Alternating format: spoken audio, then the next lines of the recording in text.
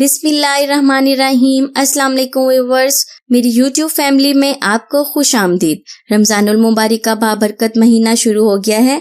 अल्लाह पाक इस महीने के सदके सबकी दुआएं कबूल फरमाए। रमजानुल मुबारक में अपना बहुत ज्यादा ख्याल रखें और अपने प्यारों का भी ख्याल रखें और मुझे भी दुआ में जरूर याद रखिएगा। तो चलते हैं रेमेडी की तरफ। ये एक छोटी सी चीज है जिसके खाने से आपका मैदा बिल्कुल ठीक हो जाएगा। ये बहुत ही आसान रेमेडी है। कुछ लोगों को ये मसला होगा कि खुश्क आलू बुखारे बहुत महंगे होते हैं। कोई ऐसा मसला नहीं है। डॉक्टर के पास जाएंगे तो डॉक्टर भी बहुत महंगी अद्वियात देता है जिससे मैदा ठीक तरह से काम भी नहीं करता।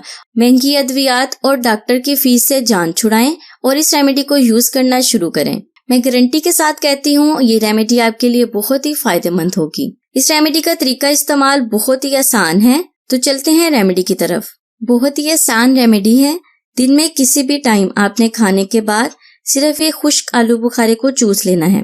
बिल्कुल आहिस्ता आहिस्ता आपने चूसना है, एकदम से इसे नहीं खा लेना। जब सारा आप चूस लें तो उसके बाद गुठली को फेंक दें। जिन लोगों को भूख नहीं लगती ये खाने के बाद उनको भूख लगनी शुरू हो जाएगी और इसके अलावा कब्ज दूर होगी, मैदे की हर तरह की खराबी दूर हो जाएगी, मैदे के हर तरह के जरासीमों का खात्मा हो जाएगा, आपका मैदा बिल्कुल सेहतमंद हो जाएगा। ये आपकी सेहत को अच्छी बनाने वाली बहुत ही जबरदस्त रेमेडी है। जैसा कि रमजानुल मुबारक का महीना है तो आप इफ्तारी के बाद इसे खा लें। आज की वीडियो उन लोगों के लिए बहुत ही जबरदस्त है जिनका मैदा बहुत ज्यादा खराब रहता है और कोई भी चीज हजम नहीं होती, जिनके मैदे में बहुत ज्यादा गैस का मसला रहता है। तो इंशाल्लाह मैदा ठीक भी हो जाएगा, मैदे में गैस का मसला भी नहीं होगा। बस आपने इस चीज को खाना है। कुछ लोगों के साथ ये मसला होता है कि उनको खाना पीना नहीं लगता, उनकी सेहत बिल्कुल खराब रहती है।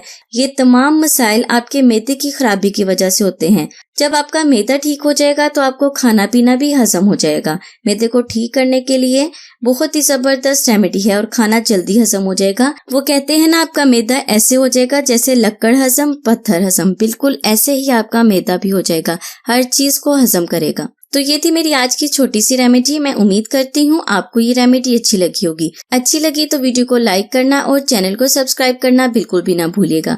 मैं हाजिर होंगी अपनी नई रेमेडी के साथ। तब तक के लिए मुझे इजाजत दें और दुआ में याद रखें।